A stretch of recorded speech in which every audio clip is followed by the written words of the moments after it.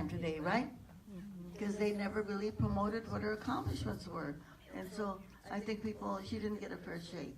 I think the chauvinism in our country was very much responsible for the fact that we had the most qualified woman ever, the most qualified person ever to run for the presidency was beat by, you know who?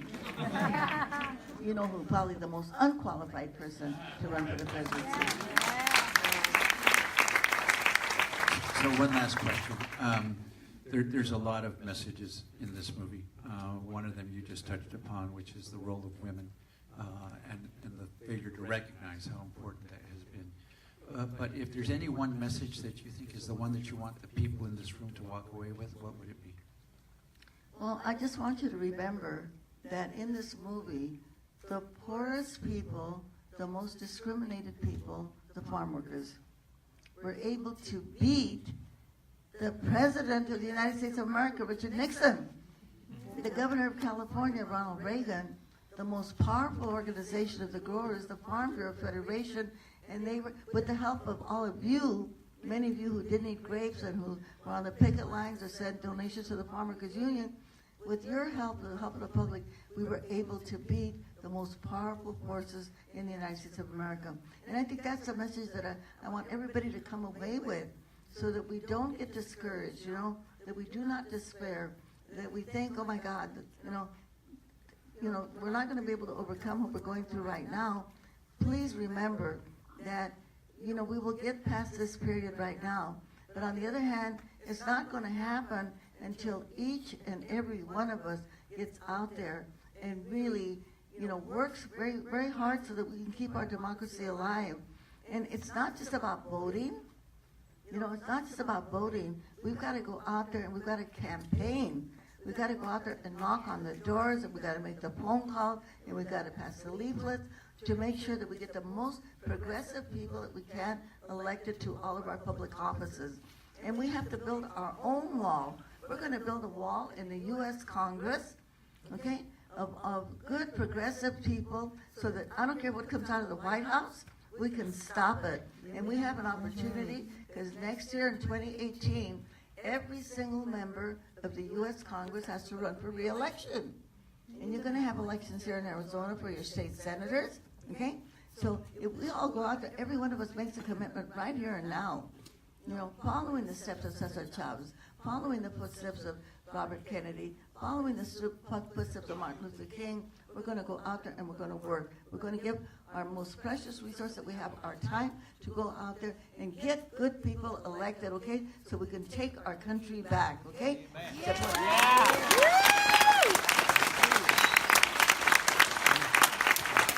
So we're going to open it up for questions from the audience. We were admonished in our last session to make sure that the young people get a chance to speak, because they are the future. So Carmela, do you want to pass around the microphone?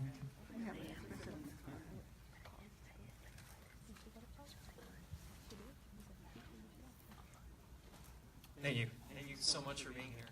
The film was absolutely amazing. This past presidential election woke up a lot of people in this country that weren't necessarily paying as close attention as maybe they need to. And those of us in the young community and who were on college campuses in the past few years were woken up, and especially after the results rolled in, we're now ready to act. We're now ready to jump in. We're ready to join an organization or start our own. And so as we're beginning our activism and just getting started and maybe having our first one-on-one conversation with someone out there in the field, what advice do you have for this new generation of young activists and leaders that are starting to find themselves in a position of where they might be able to, for the first time in their life, take control of their own destiny and start to build power in their communities? Well, I think you just said it all. When you just said that you're all willing and you're going to jump in and become activists, I think you have just said what needs to be done. And I would suggest that we have a couple of things that we can do immediately. One of them is to, on your campus, start getting everybody on your campus to start sending emails to Senator John McCain and to Senator Jeff Flake and to your congresspeople not to support the new immigration bill that Trump put out there, okay? He's saying we want to do something for the DACA students, but at the same time, he wants to build a wall. He wants to make it more punitive for the people that are undocumented. So we have to say to our senators and our congresspeople, do not vote for this bill, and get everybody on your campus to do the same. So we have to, the steps that we can take immediately, in terms of activism. And, reach out to all those other people sometimes that don't understand, give them the message, try to convince them, explain it to them, give them the story of undocumented people who, by the way, when you cross the border, it is not a criminal act. Because when you cross the border without papers, you're not hurting anybody. They only make it a criminal act when they start deporting people, and that's to fill up our jails, okay? That's the only reason they make it a criminal act. So get out there and get all of your friends involved, and I'm sure that you can probably get maybe 1,000 emails out of your campus going to our to our U.S. senators and our congresspeople not to vote for that bill that Trump has just put forth, okay? Thank you.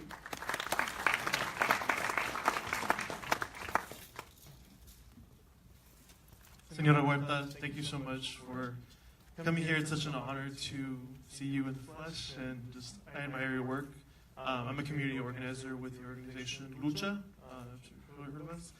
But what I really wanted to do is acknowledge my grandmother, Maria Gardiel Gallegos. She was telling me a story about back in July 1967, how when she was working on the farms, that you were out there telling people, come join the strike, join the movement.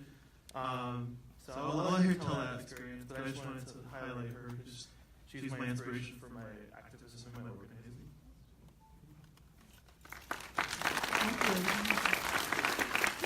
Ser gobernadora, señora. La conocí en el 67, julio del 67, y me daba miedo mirarla con tanta, no sé, una fuerza que usted ponía. Y yo le preguntaba a mi tío, ¿qué es esa señora? ¿Por qué tiene tanta fuerza? Y me decía, es una señora, es una activista. ¿Qué es una activista? Es la señora Huerta.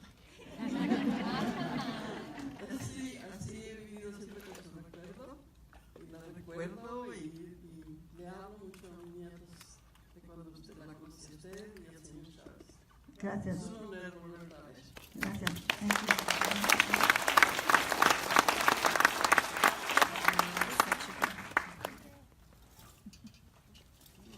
Hi, my name is Dalia. I'm a senator for Mesa Undocumented Students Thriving at Mesa Community College. And right now we're focusing on DACA students and their needs. Right now we're all really scared. We're faced with so much uncertainty and hate in our community. I just wanted to ask, self-care and self-respect and energy preservation and activism all go hand in hand. And I just wanted your tips on how us young people that are faced with so much hate can practice self-care and healing.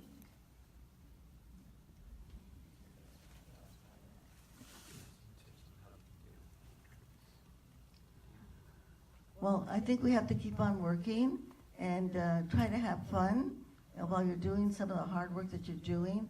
I think that the DACA students are going to stay here because 70% of the American public is supporting them. I think it's going to take some tough negotiations that are going on in the Congress right now. That's why we all have to be sure, and not only on the campuses, but everybody, please, be sure and pick up your phone, call McCain, call Jeff Blake, and tell them, do whatever you have to do to make sure that the DACA students can stay here, and don't use them as a chip, to make it harder for other immigrants, But just keep on working, and whatever you're doing, don't take it personal, because then I think it makes it a lot harder to keep on doing the work. Just see this as a movement, and that there's a lot of people that are involved, in your movement, so that you don't get discouraged and you don't start feeling depressed about the whole thing. Just keep on working and keep on, working with other people, and I think it makes the work a lot easier for you to do. Thank you.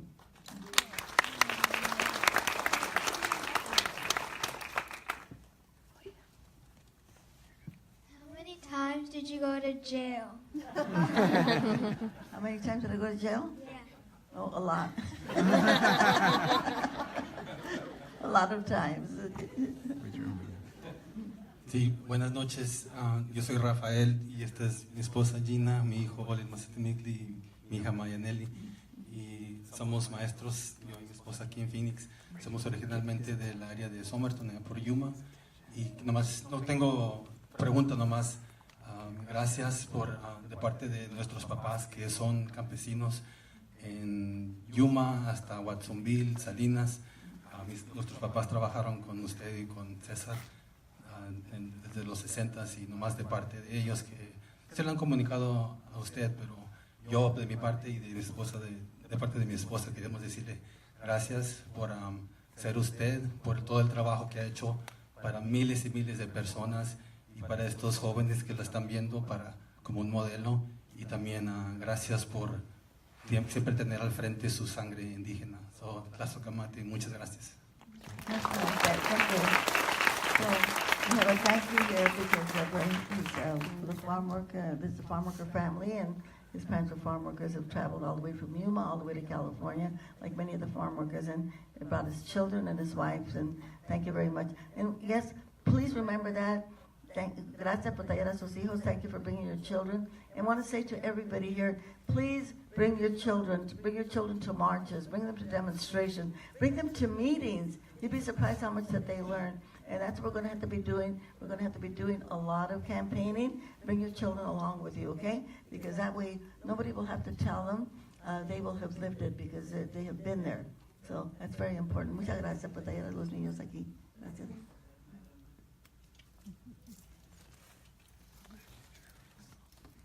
Dolores, we had the great opportunity to speak this morning and share that my father also marched with you in California.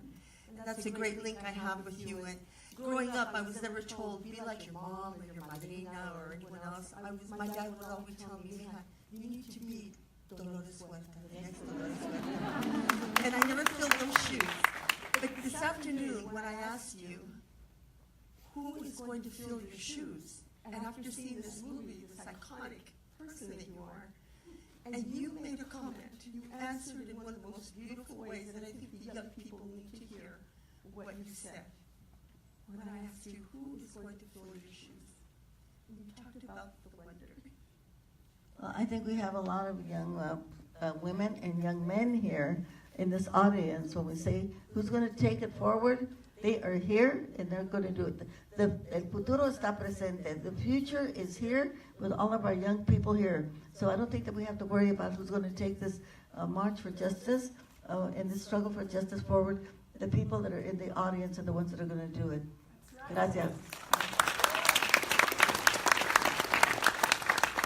Dolores, my name's Drea, and you're one of my heroes. So I'm having a fangirl moment right now.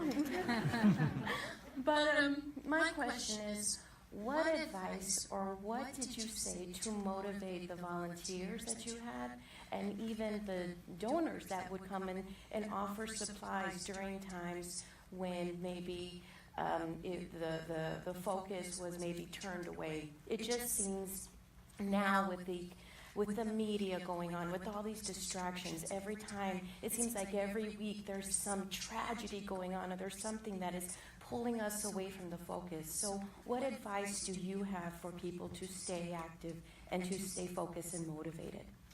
That's a great question. So the question is, how do people stay focused, right? I would say, just keep your eye on the prize. Keep your eye on what you're trying to do. Keep your eye on your goal. And yes, there's going to be a lot of distractions, and we have to deal with them sometimes. But just keep on working on whatever time that you can give, 2 or 3 hours a week, whatever it is. Appropriate that time, put that time aside, and then put it with the organization that you're volunteering for, if it's a campaign. And yes, please, everybody, please volunteer for a campaign. It's not enough to vote. Because each one of us, if we go out there and work on a political campaign, we have good people running for office. Each one of us can get 40, 50, 60, maybe 100 other people to vote that otherwise wouldn't vote, So and I think one of the things that once we get involved and become an activist, we get outside of our personal lives. And you saw in the movie there, I had my children I had to worry about. I had a lot of things to worry about. But when I was out there doing the activist work, it made it easier to forget my personal problems, okay? Because we're not thinking about our personal problems, we're thinking about how we can help other people. And when we think about how we can help other people, it makes it easier for us to deal with our personal problems. So the main thing is just keep on doing it. And it's okay to make mistakes, all right? And it's okay to make mistakes because we can learn from our mistakes. And we don't have to give up because we make a mistake. And we have to have patience with other people, other volunteers. If they don't agree with us right away, don't get mad at them. They're just not ready to hear our message, okay? Just find the people that will come and help us and will volunteer with us. And eventually some of those other people, they will also support us. But don't give up, Go to one person, go to another person, go to another person until we can find those that are willing to help. That's how we can grow our movement. Thank you. Dolores, bienvenida otra vez a Arizona. Obviously, we understand that representation matters, and with our history, we can't rely on our own schools to teach us nuestra historia, where we come from. And so I'm curious what your advice would be for required reading, either for the progressive leader or just someone that wants to expand their history about our gente or just in general. Well, I think it's imperative that we teach in every single school, starting with kindergarten, what the history of the contributions are of people of color, beginning with Native Americans. Native Americans were the first slaves, and we have never paid them back for all of this land that we took from them, ever. And then the African slaves that built the White House, that built the Congress, and built many of the buildings that we see in Washington, D.C., and then los Mexicanos, the Mexicans, and the Filipinos, and the Chinese, and the Japanese, and the people from India, all of the people that came here and built the infrastructure of this country, and that is not taught in our schools. And unless it's taught in our schools, we will not get rid of the cancer and the poison of racism. Because our children deserve to know what their people did to build this country. And our white children need to know, so that they do not have the poison of white supremacy and thinking that because they're Anglos that somehow they're better than other people. So I think to your question, and it's a very important question, that we have to fight in our school boards to get those lessons into, and starting with kindergarten, okay? Starting with kindergarten, because that's where it starts, to make sure that all of our children know the true history of the United States of America. And also, we need to know, it's science. Where did our human race begin? We have one human race. We don't have a lot of human races. Tenemos una sola raza humana, and it's Homo sapiens. And where did our human race begin? Somebody? Africa. Our human race began in Africa. And as our human race went across the planet, they went to the Bering Strait, went to the Americas, people got lighter in skin, right? And one of our tribes got lost way up north, and they lost their color altogether. Now they have to go to the tanning salon or to the beach to get their color back. So if we can remember that all of us are Africans. All of us are Africans of different shades and colors. And so we can say to David Duke, to the KKK, to the neo-Nazis, white nationalists, all right, get over it, you're Africans, okay? Enough is enough already, just get over it.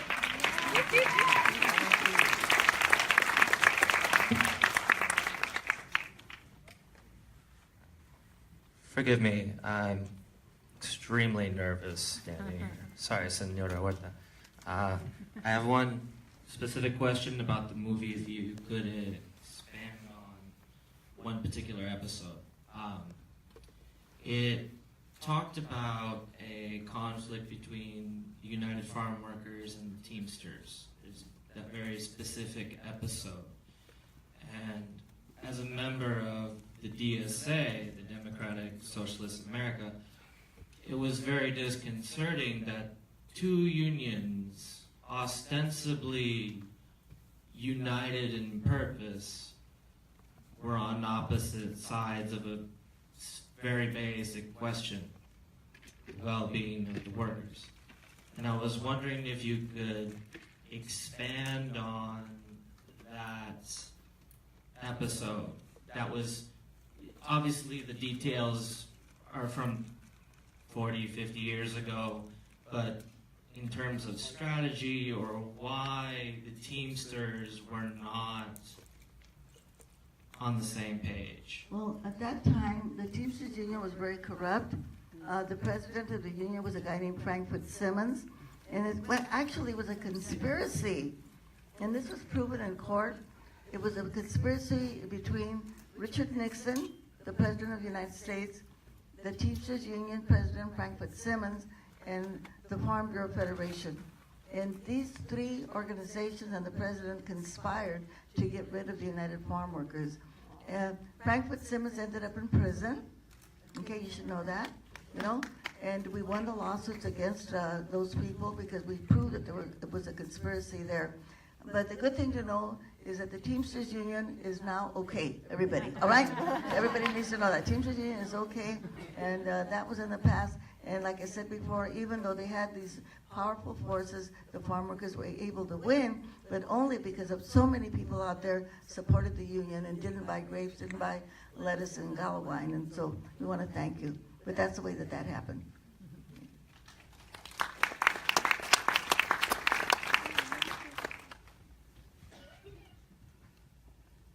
Are you ever successful in convincing white politicians to not be racist? Well, I think there's a lot of white politicians that are not racist.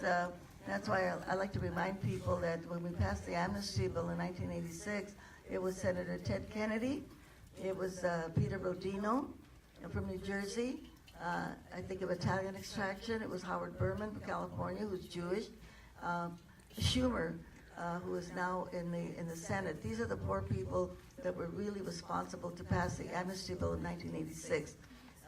Also, I'd like to point out that the person who got myself and Cesar into organizing, I call him the godfather of the Chicano movement, was an Anglo named Fred Ross, okay? So we know that not all white politicians are racist. We know that some of them are misogynist, but not all of them. So it's not a question of what color your skin is, right? It's more a question of what your politics are, you know? So, we don't want to have racism in the reverse either. So thank you.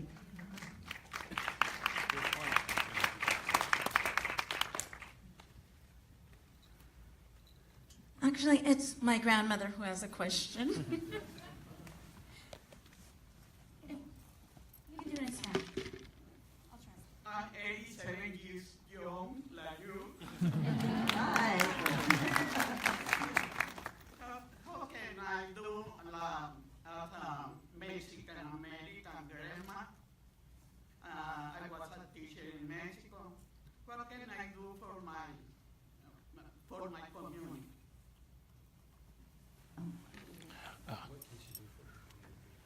Oh, you can do a lot. Now, age doesn't keep us from doing the work that we need to do. I would say, as a grandmother, if you can get your children and your grandchildren, and if you have any great-grandchildren, get them involved, okay? Do them a big favor by saying, I want you to volunteer for a political campaign.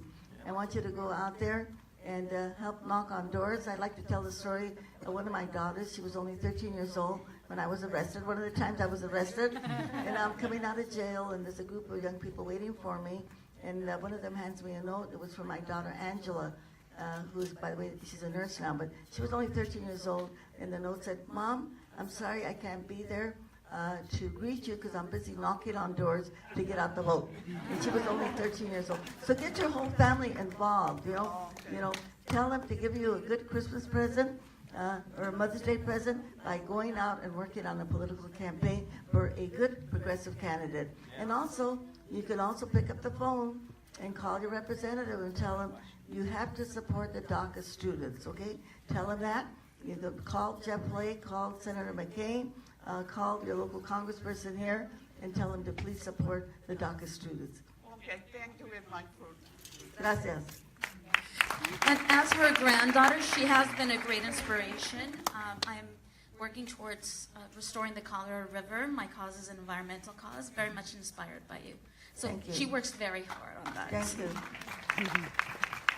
So we've got a gentleman up here who's been waiting to ask a question. Right? Thanks. We have time for 2 more questions. It'll be quick.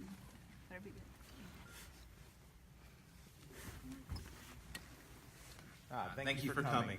As you can see, my girlfriend, who is Mexican American, is obviously a big fan of yours, and she runs the Latino outreach in Stronger Together AZ, and I run the Black outreach in Stronger Together AZ, and you can see I'm African American. So one thing that we've always noticed is our unification, although different races, is extremely important to understand cultures. How did you, within the civil rights movement, able to come together with the Black Americans, with the Chicanos, to get your message across as well as unify to move forward? Well, I think that's the only way that we can move forward in order to be able to win. And, you know, when we started the Great Boycott, and I think we said that in the movie, the African American community were the first ones to come out and support us. The Black Panthers, actually, in Oakland, cleaned out all of the stores in Oakland.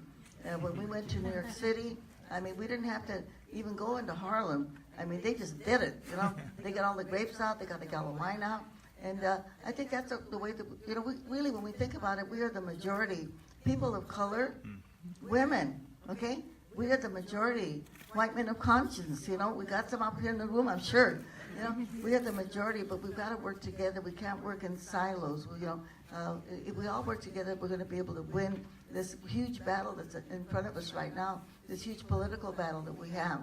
So we just got to remember that we can't work in silos. We've got to all work together. We've got to support each other.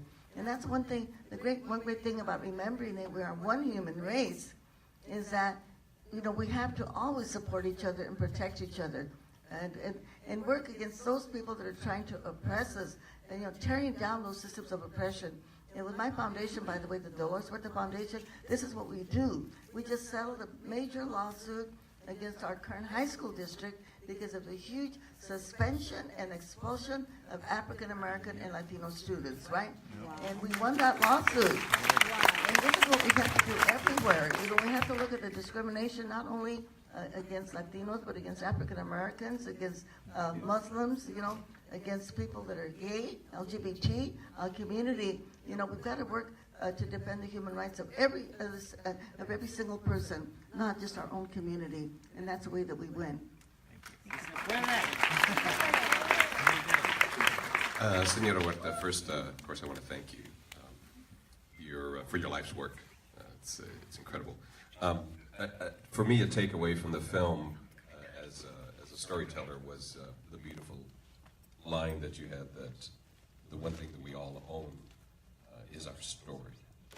And I find it inspirational, not just because I'm a writer, but because I think it speaks exactly to the motivation and inspiration that everyone should have in terms of why they should participate in this democracy. If we tell our stories, we're actively engaging and we're asserting ourselves in the process. And for me, that's the takeaway from this film. Aside from all of the other incredible stories that were told, I love the phrase, and I want to thank you so much for that. Thank you. So if I may, that was our last question. But I do want to touch on one thing you didn't mention this time around, which was in our last session, Senora Huerta gave me a heart attack when she said, I'm going to use the F word. And I'm thinking, this is public television. This is the end of my career there. But she did use the F word, and it was a very important message. So I just want to remind you about that and give you free rein to do that. Well, we were talking about women, and we were saying that Coretta Scott King said that we will never have peace in the world until women take power. But I said I was going to amend that word, just the F word was feminist, right? and the reason that I amended that word, because we know we have the Sarah Palins of the world, right? And we also want to say that what is a feminist? A feminist is a person that supports immigrant rights, workers' rights, union rights, okay? Women's right to have an abortion. Women have their own choice about their own bodies, right? we support LGBT rights. So this is what a feminist is. And of course, the environment. What does that mean? That means that the men in the room are also feminists, okay? And so these are the kind of people that we want to elect to office, people that are going to fight for everybody's rights. So, we have to remember that. And since we say this is our last question that we have, I just want to say to all of you, number one, please promote the movie. Tell your friends about it. PBS doesn't have a huge budget. So we have to depend on you to, put it on your Instagram, on your Facebook, on your Twitter, whatever it is, Tell people to come and see this movie, because I think the lessons are so important that are in this movie. And if you want to learn more work about our foundation, the Dolores Huerta Foundation, we do grassroots organizing. We go into communities. We empower people, because poor people, they know what they need. They just don't know how to get there. And so that's what we do to teach them how to organize, teach them how to fight for their rights, teach them how they can run for office. Many of our people that we organize are maids, they're housemates, they're farm workers, they're janitors. But guess what? They get themselves elected to school boards and water boards and recreation boards and city councils. So basically, we teach people that they have the power. This is what we do. So our website is doloreshuerta.org. And if you want, you can also go to justjoindhf.org. And by the way, before we leave this podium, I want to bring up my son, Ricky. Where is he at? Ricardo? Are you around? Ricardo Chavez? I just wanted to tell you something you saw a lot in the movie about my children and I left my kids. And, this is why we need universal daycare, okay, for all mothers, okay, and all families, okay, She had so many kids that she actually had the daycare teachers taking, she birthed daycare teachers for the younger ones now. We were okay. She would leave us, but, we had older siblings, and we had the union. The union was our family. So we always had people caring for us, and we had that community. And that's what it takes. It takes that community. You have to build that community. You got to be that close with your neighbors. But, so people would be like, did your mom abandon you like that? We'd be like, yeah. She would abandon us at Safeway with a stack of flyers like this, And it'd be me and my niece Deneen, and Deneen would be at that entrance, and I'll be at this entrance, and we'd be passing out our flyers, and then, it was Bakersfield, so, people will go back to Mexico, communists. We're like, we can't, we don't have a right. But don't shop here. Boycott Safeway, boycott grapes, And so the thing, you hear the word sacrifice a lot, but sacrifice is not giving something up. It's exchanging something. It's a trade. So people are always telling us, well, thank you for sharing your mother with us. And we shared our mother with the world, but in return, our mother shared the world with us. So we had a very unique. So it's very important that you involve your children, that you involve them. Sometimes they're not going to want to go to a community meeting. They're not going to want to go to knock on doors and walk precincts and do voter reg, get out the vote, make the phone calls. But if you're sitting at home on election day, your feet hurt, you just got home from work, and a 12-year-old calls you and says, you're going to come vote, right? You know what I mean? That's saying something to you as an adult. Somebody's calling me who can't vote, urging me to go vote. And so that's the thing. When the opportunity arises, when attacks come from the right, from Trump, from the alt-right, or, super racist politicians, your kids aren't stuck like deer in the headlights scared. They know exactly how to fight that. And it's by engaging in their civic duty. Ladies and gentlemen, thank you for joining us tonight. And please join me. We got a couple one more things to do. last word. Yeah, we got a couple more things to do. One of them, I'm just sharing the words of Pablo Neruda, the Chilean poet, who said, they can cut all the flowers, but they can't hold back the spring. Wow. They can cut all the flowers, but they can't hold back the spring. So think of ourselves as being those that are going to go out there and we're going to sow the seeds of justice. And those seeds of justice, which are the people that we're going to be speaking to have them come and get involved, and they're going to come up and they're going to flower, and it's going to be the spring. And we're going to overcome this very dark period. But in the meantime, we've got to keep on working, because we've got to nourish those seeds, right? So that they will bloom. And then I'm going to ask another question of you, and I know I think you know the answer, but I'm going to ask you the question, and I want you to shout it out very loud. And the question I'm going to ask you who's got the power? And I want you to say, we've got the power. And when I say what kind of power, I want you to say people power. Remember, it's not about Wonder Woman, it's about Wonder People. Each and every one of us has the power. We have the power to change things. And guess what? If we do not do it, if we do not take action, it's not going to happen. Nobody's going to do it for us, all right? So when I ask you this question, I want you to shout it as loud as you can, okay? So that the alt-right and the neo-Nazis can hear it, all right? Okay, so let's go. Fill up your lungs. Okay, let's go. Who's got the power? We got the power! What kind of power? People power! One more time, even louder. Even louder. Let's go. Who's got the power? We got the power! What kind of power? People power! Okay, are we going to go out there? We're going to organize. What do we say? ¿Se puede o no se puede? Sí, se puede! Okay, let's all do it all together. Let's go. An organized hand clap. Let's go. Sí se puede. Sí se puede. Sí se puede. Sí se puede.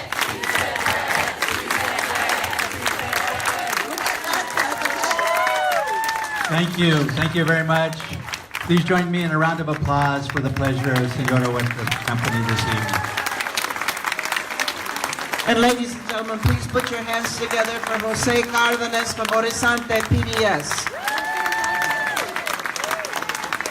And we want to let you know, if you would like to take a picture with Dolores, she will be out in the main lobby. You just need to fill out an index card so that we can send it to you by email. But pictures are going to be taken outside. Thank you so much for being here. Hey, what's up, everybody? I'm Zod. And I'm Drea. And we want you to check out the Zod and Drea podcast every Tuesday. Where can everybody find us at? You can always check us out on www.zodanddrea.com. Where else? You can always check us out also on Facebook at Zod and Drea. Instagram? Zod and Drea. Snapchat? Zod and Drea. YouTube? Zod and Drea. I see a pattern. I see a pattern. So if you haven't caught that, catch us at Zod and Drea on all the social networks. But also, make sure you subscribe to the Zod and Drea podcast. Where? At zodanddrea.com. And also on YouTube and iTunes, Google Play, Stitcher, and iHeartRadio. We're coming for you. Let us know what you think. And if you want to be a guest, reach out to us. And put all of your input into whatever our topics are for the week. So we hope to check you out and see you there. Bye.